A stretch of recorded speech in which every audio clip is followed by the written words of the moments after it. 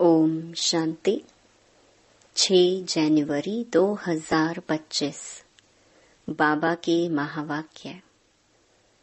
मीठे बच्चे, तुम्हारा एक एक बोल बहुत मीठा फर्स्ट क्लास होना चाहिए। जैसे बाप दुख हरता सुख करता है, ऐसे बाप समान सबको सुख दो। प्रश्न: लौकिक मित्र संबंधियों को ज्ञान देने की युक्ति क्या है? उत्तर: कोई भी मित्र संबंधी आदि हैं तो उनसे बहुत नम्रता से, प्रेम भाव से मुस्कुराते हुए बात करनी चाहिए। समझाना चाहिए, यह वही महाभारत लड़ाई है। बाप ने रुद्र ज्ञान यज्ञ रचा है। मैं आपको सत्य कहता हूँ कि भक्ति आदि तो जन्म जन्मांतर की, अब ज्ञान शुरू होता है। जब मौका मिले तो बहुत युक्ति से बात करो। कुटुंब परिवार में बहुत प्यार से चलो, कभी किसी को दुख ना दो। गीत आखिर वह दिन आया आज। ओम शांति। जब कोई गीत बजता है तो बच्चों को अपने अंदर उसका अर्थ निकालना चाहिए। सेकंड में निकल सकता है। यह बेहद के ड्रामा की बहुत बड़ी घड़ी है ना। भक्ति मार्ग में मनुष्य पुकारते भी हैं। जैसे कोर्ट में केस होता है तो कहते हैं कब सुनवाई हो, कब बुलावा हो तो हमारा केस पूरा हो। तो बच्चों का भी केस है। कौन सा केस? रावण ने तुमको बहुत दुखी बनाया है। तुम्हारा केस दाखिल होता है बड़े कोर्ट में। मनुष्य पुकारते रहते हैं, बाबा आओ, आकर के हमको दुखों से छुड़ाओ। एक दिन सुनवाई तो जरूर होती है। बाप सुनते भी हैं, ड्रामा अनुसार आते भी हैं, बिल्कुल पूरे टाइम पर। उसमें एक सेकंड का भी फर्क नहीं पड़ सकता है। बेहद की घड़ी कितनी एक्यूरेट चलती है। यहाँ तुम्हारे पास यह छोटी घड़ियां भी एक्यूरेट नहीं चलती हैं। यज्ञ का हर कार्य एक्यूरेट होना चाहिए। घड़ी भी एक्यूरेट होनी चाहिए। बाप तो बड़ा एक्यूरेट है। सुनवाई बड़ी एक्यूरेट होती है। कल्प कल्प कल्प के संगम पर एक्यूरेट टाइम पर आते हैं। तो बच्चों की अब सुनवाई हुई, बाबा आया हुआ है। अभी तुम सबको समझाते हो। आगे तुम भी नहीं समझते थे कि दुख कौन देता है। अभी बाप ने समझाया है। रावण राज्य शुरू होता है द्वापर से। तुम बच्चों को मालूम पड़ गया है, बाबा कल्प कल्प संगम युग पर आते हैं। यह है बेहद की रात। शिव बाबा बेहद की रात में आते हैं, श्री कृष्ण की बात नहीं। जब घोर अंधियारे में अज्ञान नींद में सोए रहते हैं, तब ज्ञान सूर्य बाप आते हैं बच्चों को दिन में ले जाने। कहते हैं मुझे याद करो, क्योंकि पतित से पावन बनना है। बाप ही पतित पावन है। वह जब आए तब तो सुनवाई हो। अब तुम्हारी सुनवाई हुई है। बाप कहते हैं मैं आया हूँ पतितों को पावन बनाने। पावन बनने का तुमको कितना सहज उपाय बताता हूँ। आजकल देखो साइंस का कितना जोर है। एटॉमिक बॉम्ब्स आदि का कितना जोर से आवाज होता है। तुम बच्चे साइलेंस के बल से इस साइंस पर जीत पाते हो। साइलेंस को योग भी कहा जाता है।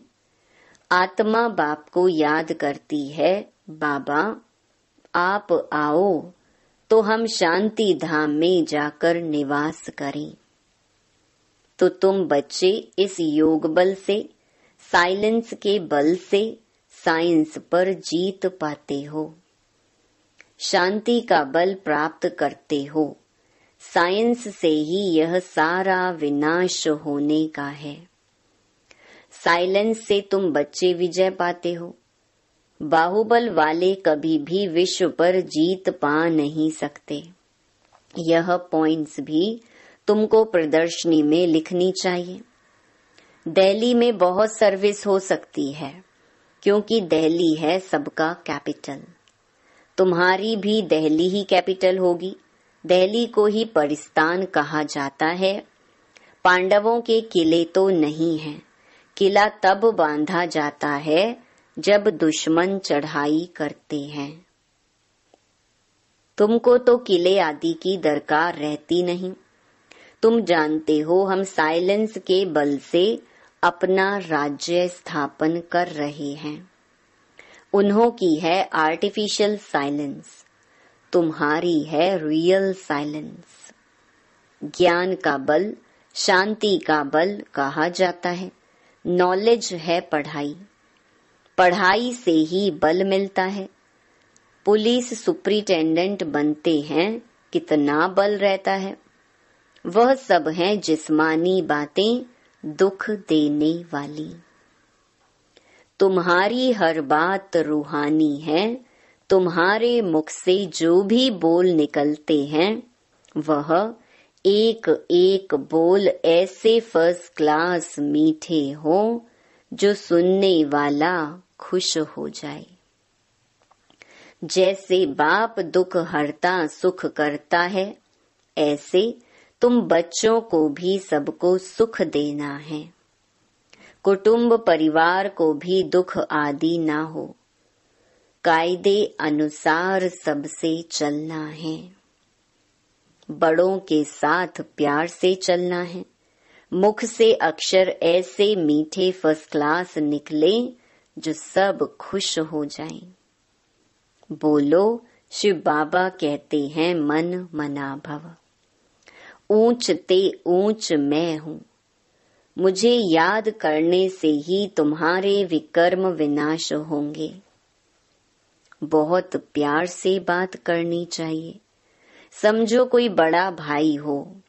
बोलो, दादाजी शिव बाबा कहते हैं मुझे याद करो। शिव बाबा जिसको रुद्र भी कहते हैं, वही ज्ञान यज्ञ रचते हैं। श्री कृष्ण ज्ञान यज्ञ अक्षर नहीं सुनेंगे। रुद्र ज्ञान यज्ञ कहते हैं, तो रुद्र शिव बाबा ने यह यज्ञ रचा है।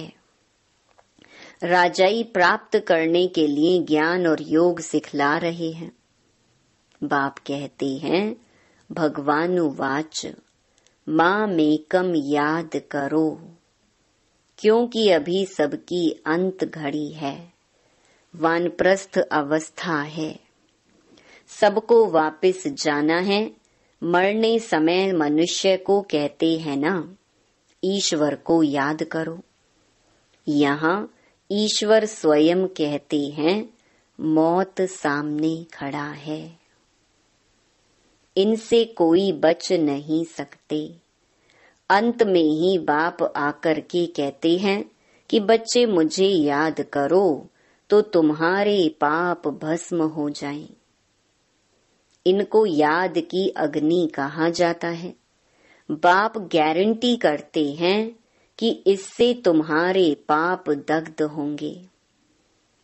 विकर्म विनाश होने का, पावन बनने का और कोई उपाय नहीं। पापों का बोझा सिर पर चढ़ते चढ़ते, खाद पड़ते पड़ते सोना 9 कैरेट हो गया है। 9 कैरेट के बाद मुलम्मा कहा जाता है। अभी फिर 24 कैरेट कैसे बने? आत्मा प्योर कैसे बने? प्योर आत्मा को जेवर भी प्योर मिलेगा। कोई मित्र संबंधी आदि हैं तो उनसे बहुत नम्रता से, प्रेम भाव से, मुस्कुराते हुए बात करनी चाहिए, समझाना चाहिए यह तो वही महाभारत लड़ाई है, यह रुद्र ज्ञान यज्ञ भी है। बाप द्वारा हमको सृष्टि के आदि मध्य अंत की नॉलेज मिल रही है और कहाँ भी यह नॉलेज मिल ना सके। मैं आपको सत्य कहता हूँ, यह भक्ति आदि तो जन्म जन्मांतर की है। अब ज्ञान शुरू होता है। भक्ति है रात, ज्ञान है दिन। सतयुग में भक्ति होती नहीं। ऐसे ऐसे युक्ति से बात करनी चाहिए। जब कोई मौका मिले तब तीर मारना होता है, तो समय और मौका देखा जाता है। ज्ञान देने की भी बड़ी युक्ति चाहिए। बाप युक्तियां तो सबके लिए बताते रहते हैं। पवित्रता तो बड़ी अच्छी है। यह लक्ष्मी नारायण हमारे बड़े पूज्य है ना। पूज्य पावन फिर पुजारी पतित बने। पावन की पतित बैठ पूजा करें, यह तो शोभता नहीं है।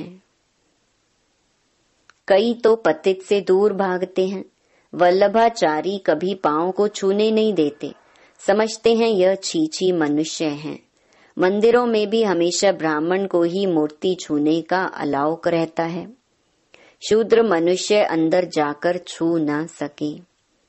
वहां ब्राह्मण लोग ही उनको स्नान आदि कराते हैं और कोई को जाने नहीं देते। फर्क तो है ना। अब वे तो हैं कुख वंशावली ब्राह्मण, तुम हो मुख वंशावली सच्चे ब्राह्मण। तुम उन ब्राह्मणों को अच्छा समझा सकते हो कि ब्राह्मण दो प्रकार के होते हैं। एक तो हैं प्रजापिता ब्रह्मा के मुख वंशावली, दूसरे हैं कुख वंशावली। ब्रह्मा के मुख वंशावली ब्राह्मण हैं ऊंच ते ऊंच चोटी। यज्ञ रचते हैं तो भी ब्राह्मणों को मुकर्रर किया जाता है। यह फिर है ज्ञान यज्ञ। ब्राह्मणों को ज्ञान मिलता है जो फिर देवता बनते हैं। वर्ण भी समझाए गए हैं। जो सर्विसेबल बच्चे होंगे उन्हें सर्विस का सदैव शौक रहेगा। कहाँ प्रदर्शनी होगी तो झट सर्विस पर भागेंगे। हम जाकर ऐसी ऐसी पॉइंट्स समझाएं। प्रदर्शनी में तो प्रजा बनने का विहंग मार्ग है। आप ही ढेर के ढेर आ जाते हैं, तो समझाने वाले भी अच्छे होने चाहिए। अगर कोई ने पूरा नहीं समझाया तो कहेंगे बीके के पास यही ज्ञान है। दिस सर्विस हो जाती है। प्रदर्शनी में एक ऐसा चुस्त हो जो समझाने वाले गाइड्स को देखता रहे। कोई बड़ा आदमी है तो उनको समझाने वाला भी ऐसा अच्छा देना चाहिए। कम समझाने वालों को हटा देना चाहिए। सुपरवाइज करने पर एक अच्छा होना चाहिए। तुमको तो महात्माओं को भी बुलाना है। तुम सिर्फ बतलाते हो कि बाबा ऐसे कहते हैं। वह ऊंच ते ऊंच भगवान है। वही रचयिता बाप है। बाकी सब हैं उनकी रचना। वर्षा बाप से मिलेगा, भाई भाई को वर्षा क्या देगा। कोई भी सुख धाम का वर्षा दे ना सके। वर्षा देते ही हैं बाप। सर्व का सद्गति करने वाला एक ही बाप है। उनको याद करना है। बाप खुद आकर गोल्डन एज बनाते हैं। ब्रह्मा तन से स्वर्ग स्थापन करते हैं। शिव जयंती मनाते भी हैं, परंतु वह क्या करते हैं यह सब मनुष्य भूल गए हैं। शिव बाबा ही आकर राजयोग सिखलाई वर्षा देते हैं। 5000 वर्ष पहले भारत स्वर्ग था। लाखों वर्ष की तो बात ही नहीं है। तिथि तारीख सब है, इनको कोई खंडन कर ना सके। नई दुनिया और पुरानी दुनिया आधा आधा चाहिए। वह सतयुग की आयु लाखों वर्ष कह देते तो कोई हिसाब हो नहीं सकता। स्वास्तिका में भी पूरे 4 भाग हैं। 1250 वर्ष हर युग में बांटे हुए हैं। हिसाब किया जाता है ना। वो लोग हिसाब तो कुछ भी जानते नहीं, इसलिए कौड़ी तुल्य कहा जाता है। अब बाप हीरे तुल्य बनाते हैं। सब पतित हैं, भगवान को याद करते हैं। उन्हों को भगवान आकर ज्ञान से गुलगुल बनाते हैं। तुम बच्चों को ज्ञान रत्नों से सजाते रहते हैं, फिर देखो तुम क्या बनते हो। तुम्हारी एम ऑब्जेक्ट क्या है।